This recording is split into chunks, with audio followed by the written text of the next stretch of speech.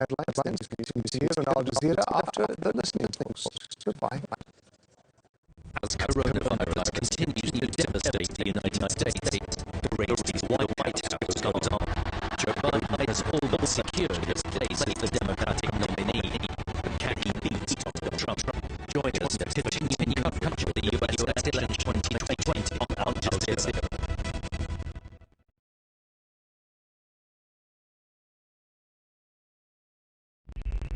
Prime Minister announcing that there will be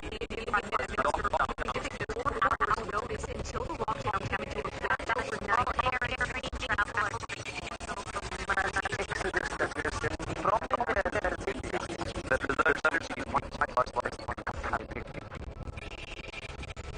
Hello, I'm Richard Bisbee, and you're watching My Listening Post. Here are some of the coronavirus stories, the media angles that we're tracking from home this week.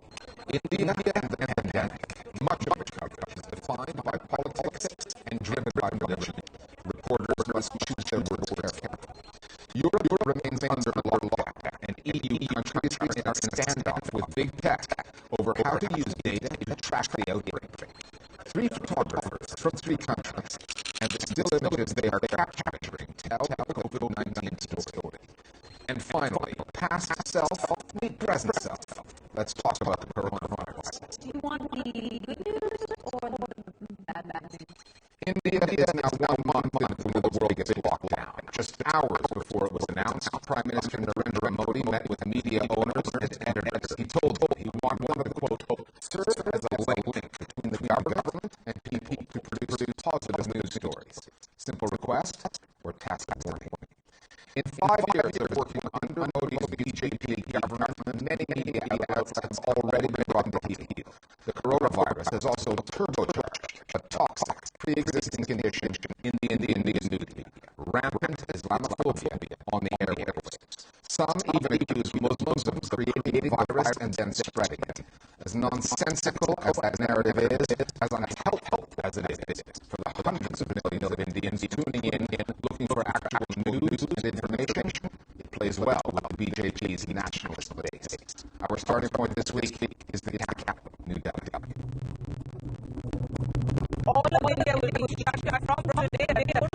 India is the world's biggest lockdown, with more than 1.3 billion citizens affected, and no other country comes close. And nowhere has the virus generated such a mass movement. Millions of migrant workers trapped in cities far from home, with nowhere to get back. Countless thousands of homeless, with nowhere to isolate. 500 million already below the poverty line. March 24th in New Delhi, Prime Minister Narendra Modi issued the lockdown order. More than 3 months after the outbreak in China, 7 weeks after the World Health Organization declared it a pandemic, and Modi was giving Indians a grand total of 4 hours notice.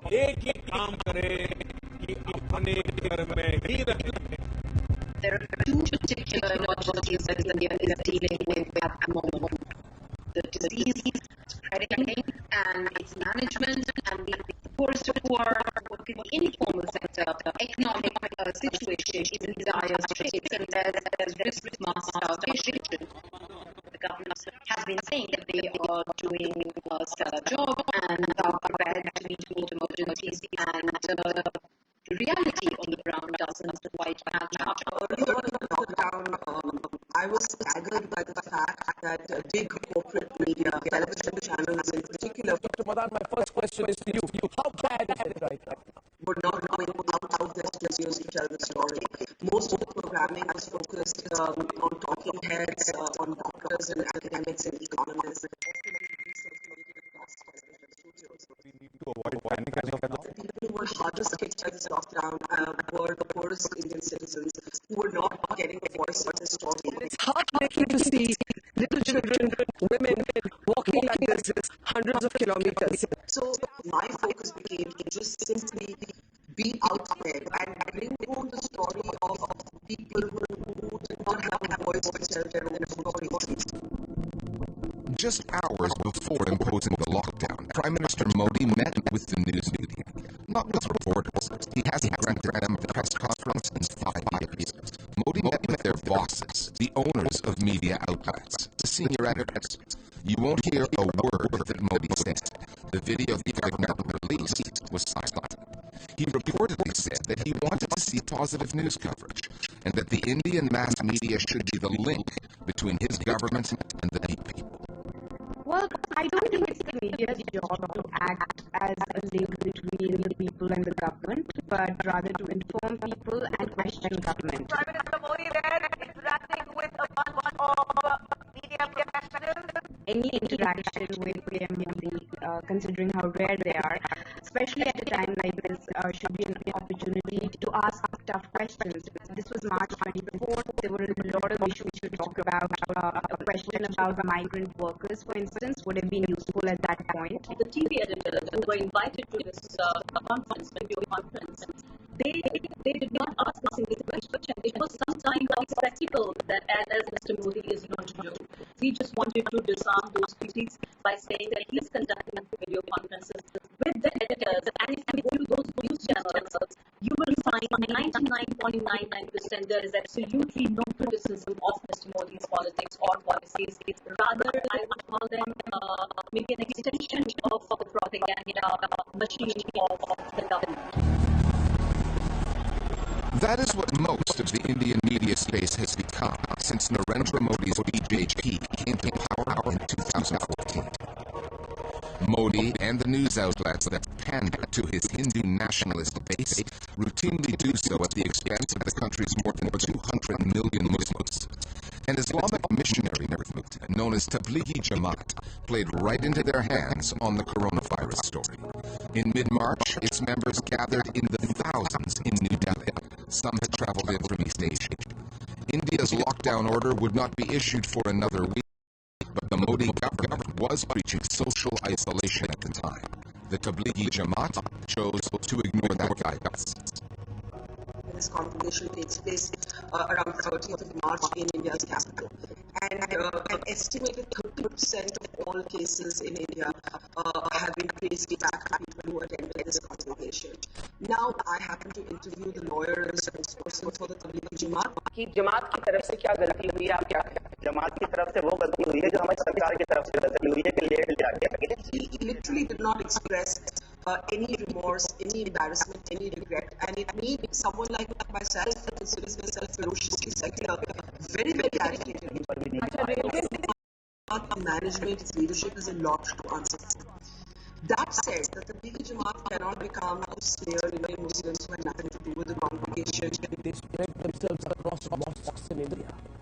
All these foreign delegates, they didn't go back to their country, they spread across India.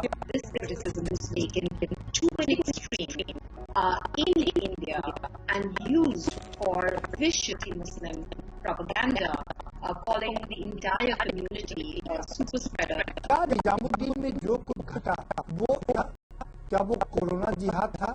Phrases such as Corona Jihad were trending.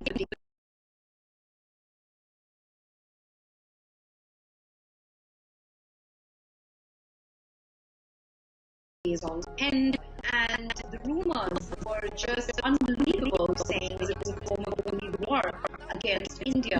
लेकिन आज मुझे लग रहा है कि ये बात पूरा देश कह रहा है कि ये Taliban labeled as terrorism, and it's had a huge impact in terms of Muslim patients being denied entry into hospitals, Muslim vendors not being able to ply their trade even if they were under essential services, Muslim volunteers being beaten up. The fact that this kind of language is permissible on television, and this is part of the Islamophobia which has been growing since 2014. Maybe there was prejudice which was, expressed in private drawing rooms, but now it's very, very open. You do not have to Islamophobia in India anymore. Yesterday, the Prime Minister finally made a statement saying that the virus does not discriminate on the basis of race, religion, etc.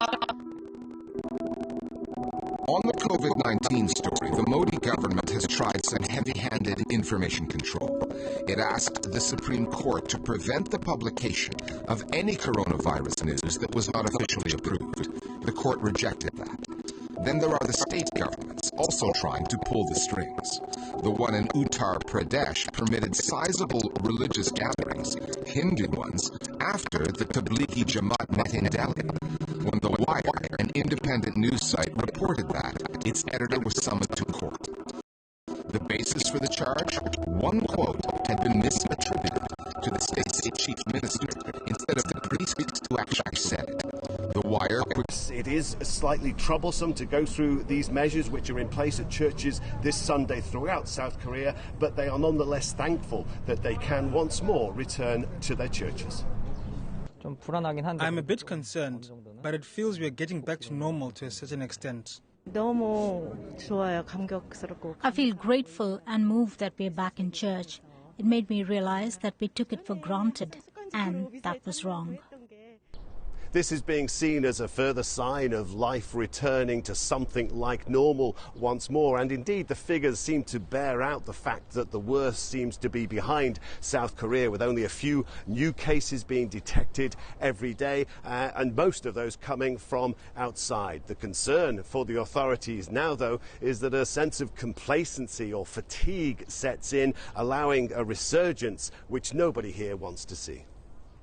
Saudi Arabia is easing curfew rules for most parts of the kingdom, but it's keeping a 24-hour lockdown in Mecca, as well as towns that are isolated after the start of the outbreak. Now, some commercial activity is also set to resume from Wednesday. The main mosques in Mecca and Medina will remain closed throughout the Muslim holy month of Ramadan. Saudi Arabia has reported more than 17,000 infections and 139 deaths. Well, watching TV is a popular pastime during the Muslim holy month of Ramadan, and Iraq is no exception. It has perhaps the only custom that has remained unaffected by the curfew imposed in response to the COVID-19 pandemic, and that has raised the stakes for those producing them. Simona Fultine has the story from Baghdad. Even as public life in Baghdad has largely come to a halt, the cameras for the show never stopped rolling. And action!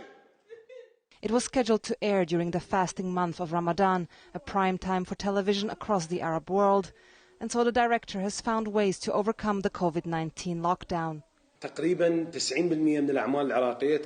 Around 90% of Iraqi productions that were supposed to air during Ramadan were cancelled, so there were no options. The audiences would be bored with foreign and Arabic content that they were watching in the past. We imposed a sort of semi-quarantine for the programming team. We only film inside this house, we don't mix with other people, and we took preventative measures.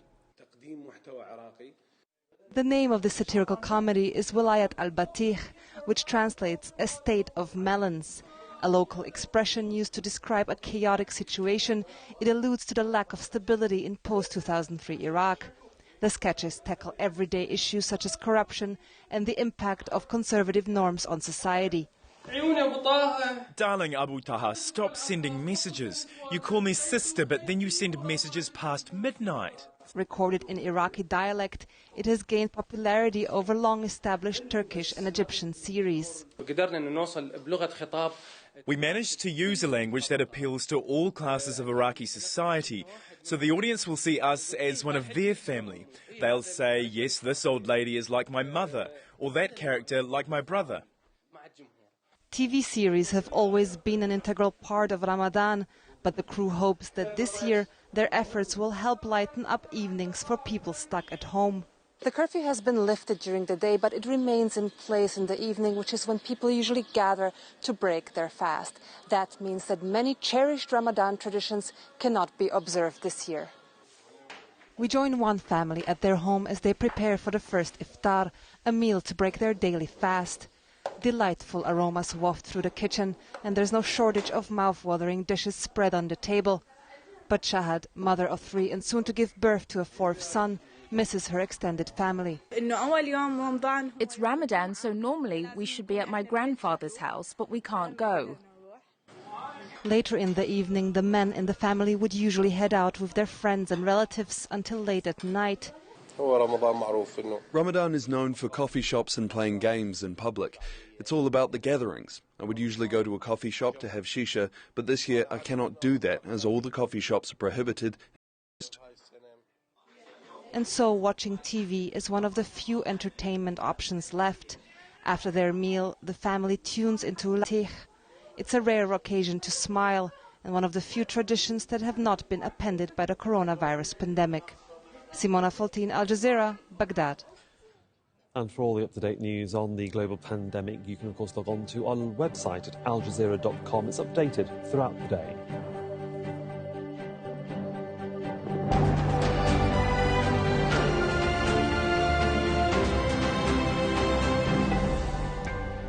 You're watching Al Jazeera with me, Sahil Rahman. A reminder of our top stories. Yemen's government is warning of a catastrophe after separatists declared self-rule in the southern city of Aden. The Southern Transitional Council is accusing the Saudi-backed government of mismanagement and has announced a state of emergency. China says all coronavirus patients have now been discharged from hospitals in Wuhan, the original epicenter of the pandemic. Beijing is also reporting no new coronavirus deaths for 11 consecutive days. In Hong Kong, Sarah Clark says China is now looking to deploy medical resources to a border region near Russia. On Sunday, the National Health Commission's reported 11 cases, and 5 of those have come from a particular region in the north of the country, and that's an area called Heilongjiang Province. And this particular province borders Russia. It's about a 4,000-kilometre border there, and as a result, this is now the new battleground because of the cases or the surge in infections in that particular region. And we've got a number of cities that have been put in lockdown. We've got public transport. It's been postponed or held for a period of time, and there's tight quarantine restrictions in a number of those cities. And we also have mandatory testing for all arrivals coming from Russia into China. So certainly China's now looking to deploy medical teams to this particular region. Spain has recorded its lowest daily death toll in 5 weeks. 288 people died in the past day, as the number of new infections has also dropped. Italy has reported 260 virus deaths, its lowest toll for 6 weeks. Now, in an apparent U-turn, the World Health Organization says patients who've already been infected by the coronavirus will develop some form of protection. Earlier, the UN Health Agency said there was no evidence they'd be any better off. US Secretary of State Mike Pompeo has praised Qatar Airways for its repatriation efforts during the pandemic. The airline helped nearly 1 million people across a number of countries to return home, including tens of thousands of Americans. This attack in the Democratic Republic of Congo has killed at least 23 people. Rival ethnic communities have carried out decades of attacks in the gold and oil-rich province of Ituri. Well, since 2017, at least 700 people have been killed in the region. Those were the headlines. I'm back with more news in half an hour here on Al Jazeera. Next, it's 101 East. Do stay with us.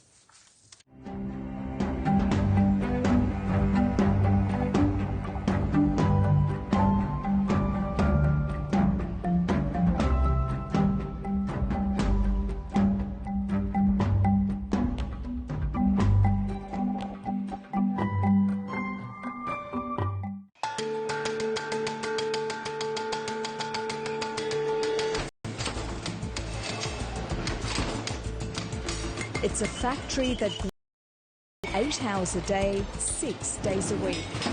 The work here is fast and furious. Cars or machines that they're building, it's bodies, one aesthetic limb at a time. For 30 years, the Red Cross's Orthopedic Centre in Afghanistan has been a lifeline for people with disabilities, victims of airstrikes. The patients keep coming. 101 East meets the remarkable people risking their lives to help the disabled in war-torn Afghanistan.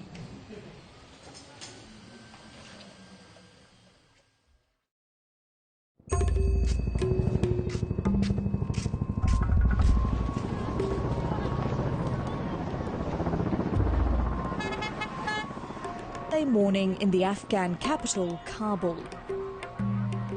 It's the start of the working week and the busiest day at the Red Cross's Orthopedic and Physical Rehabilitation Centre. Hundreds of patients have come for treatment. Some have travelled for days, risking landmines and Taliban checkpoints to get here. Inside, physiotherapist Karima Nikjo is doing her best to calm her newest patient. 6-year-old Yusuf hasn't walked for months, ever since he was injured in a hit-and-run car crash.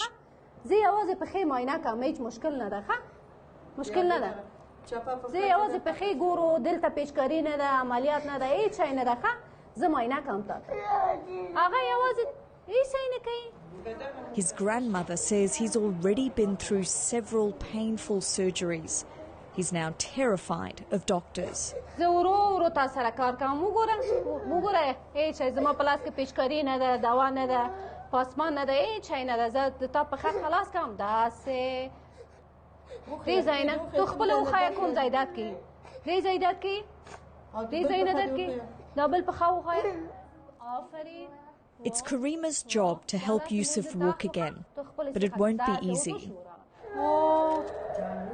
دا عکسونه پښې ماته ده دا ولیدل دوه ځای ماته ده نه یا دې ځای ماته ده دې ځای ماته ده.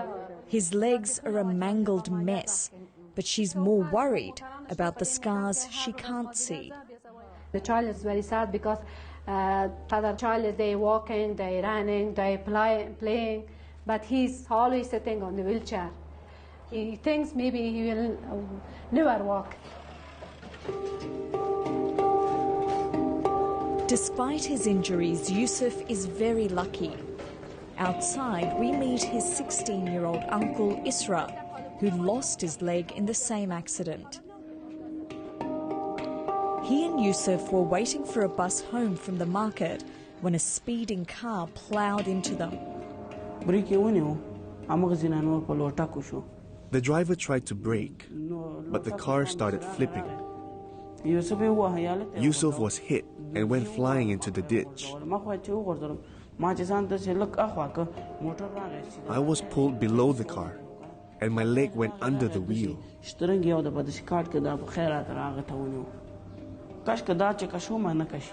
When I tried to pull it, I saw blood pouring out. It was everywhere, all over my clothes. I started screaming, "My leg, my leg." Isra's leg was completely severed, but his worst fears were for Yusuf. Yusuf was in the children's hospital, and he went into a coma for 6 days. There was only a 5% chance that he'd survive. I was crying a lot for Yusuf. I thought he was dead. My family started to bring me pictures of him every day to prove that he was still alive. Ever since then, Isra hasn't taken his eyes off his nephew.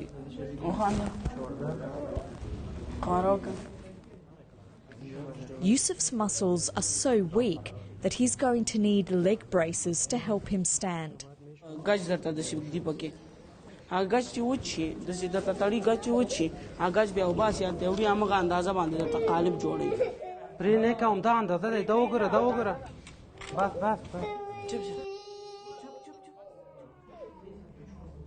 For Isra, the recovery is going to be even tougher. He needs a whole new prosthetic leg.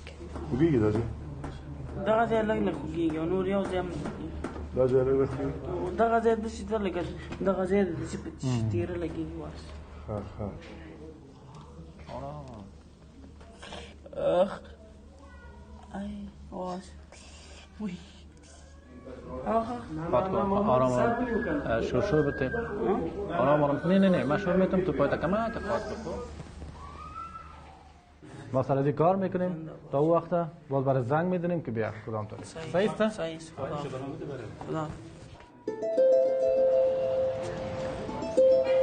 For now, Yusuf and Isra head home, but the work for these technicians is just beginning. Over the next few days, they will painstakingly mould the new leg braces and prostheses for the boys, devices that will change their lives.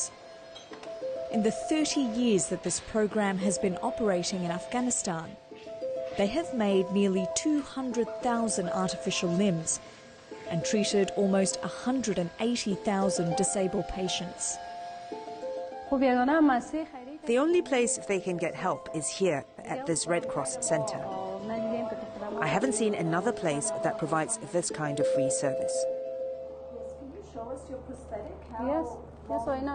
Nobody knows how life-changing this work is better than Karima. I've had this leg for about 20 years.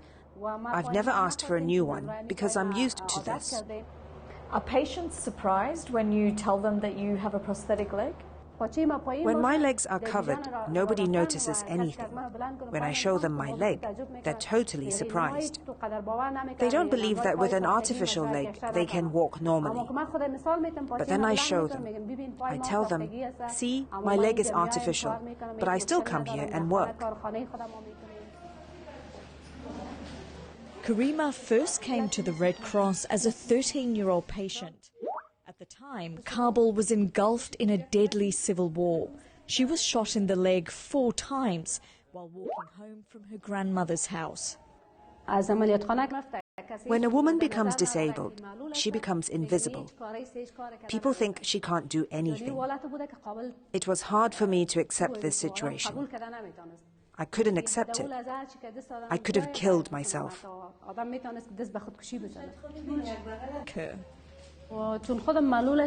Because I'm disabled myself, I understand their situation. Whatever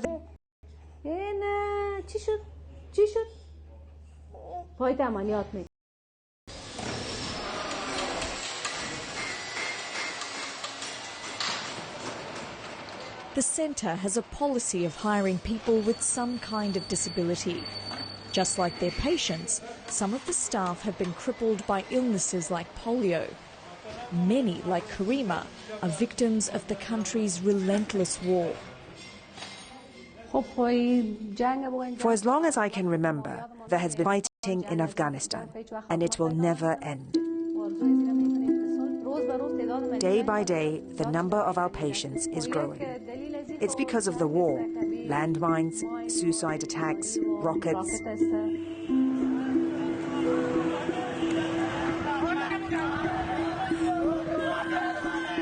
Even by Afghanistan's grim standards, the situation here is becoming increasingly deadly. A record number of civilians killed and injured in 2018 in attacks by the Taliban, ISIS and government forces. Some of the most brutal violence has occurred right here in Kabul. We've seen incidents like rockets and bombs on the road. We've seen a lot of these horrible incidents. It's been hard, but we've gotten used to it. Through it all, the Taliban has allowed the Red Cross to stay open.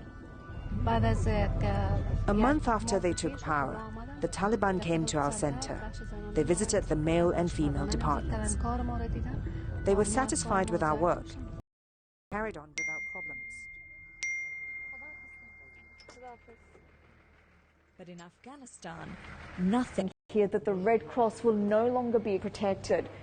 This is a really serious problem for the staff and the patients at the centre. It's not long before the news spreads.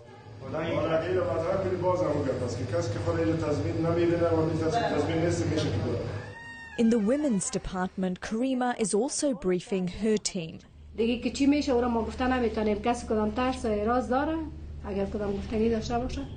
ما نمیتونیم که به خاطر زیگپا کار خود اعلام بدیم و مریضای خود هم تو بایم چون مریضای مزاورت داره و کار ما میایم نرمالی کار خود پیش میریم. Are you guys worried at all about your safety? همیشه ما دمی حالت هستیم همیشه دمی حالت سر ما آمده مجبور هستیم تحمل کنیم مجبور هستیم کار کنیم وطن ماست این گپا همیشه هست کار همیشه گیسته. While the staff here seem unfazed, I'm struggling to understand why the Taliban would ban the work of a humanitarian organisation, especially one that helps disabled Afghans.